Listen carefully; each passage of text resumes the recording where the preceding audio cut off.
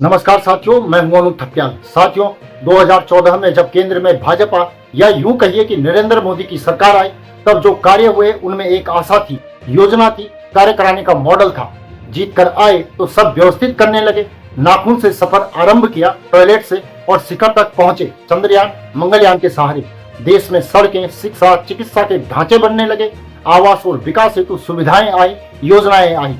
कृषकों, व्यापारियों की स्थिति ठीक होनी शुरू हुई, आंतरिक और बाह्य सुरक्षा सशक्त होने लगी। डिजिटल इंडिया से भ्रष्टाचार को पाटने और अंतिम व्यक्ति तक फाइनेंस को जोड़ने का कार्य प्रारंभ हुए। तब उत्तराखंड के नागरिकों के मन में भी एक उम्मीद जगने लगी कि हमारे देश के प्रधानमंत्री को उत्तराखंड से विशेष लगाव है, तो उत्तराखंड को भी विकासशील से विकसित होते भारत के साथ गति जरूर मिलेगी।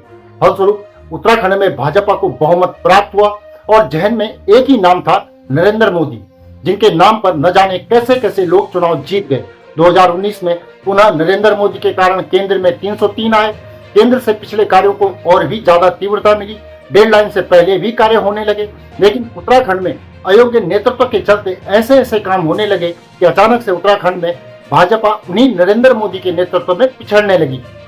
दूरदर्शिता की कमी और स्वयं साधते नेताओं के कारण पार उतरने की जगह पार्टी का पूरा फोकस बचे रहने पर आ गया। भाजपा मुख्यमंत्री बदलने लगी और नैरेटिव में ऐसा दिखने लगा कि भाजपा और मोदी पिछड़ रहे हैं, वह उत्तराखंड में केवल सत्ता चाहते हैं। लोगों में अविश्वास पैदा होने लगा।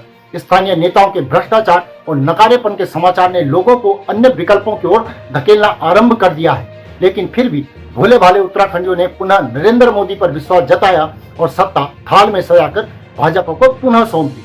उत्तराखंड ने मोदी के विजन और योगी आदित्यनाथ की इसी कर्मठता को चाहा।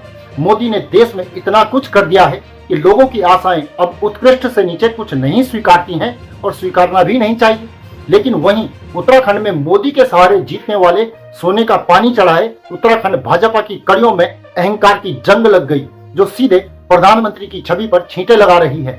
मोदी का नाम जपकर जो सत्ता में आए, वो विधानसभा भवन के अंदर तक उत्तराखंडियों का अपमान करने लगे।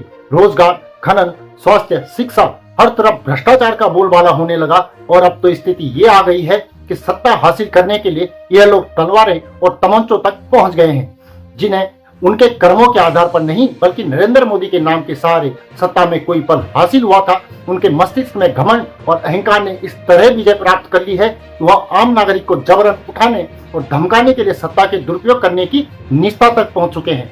उत्तराखंड में आज जिस तरह से नख से सिख तक भ्रष्टाचार और भ्रष्टाचारियों का तांडव चल रहा है, उससे इतना तो साफ है कि नरेंद्र मोदी के हाथों से उत्तराखंड बाहर निकल चुका है। साथियों, इस रिपोर्ट पर आप अपनी बेबाक राय कमेंट करके जरूर बताएं। वीडियो को शेयर करें और हमारे चैनल को सब्सक्राइब अवश्य कर लें। आप नीचे दिए गए नंबर या QR कोड के जरिए हमारा आर्थिक सहयोग भी कर सकते हैं। अभी के लिए इतना ही। अगली वीडियो में पुनः मुलाकात होगी। तब तक के लिए नमस्कार।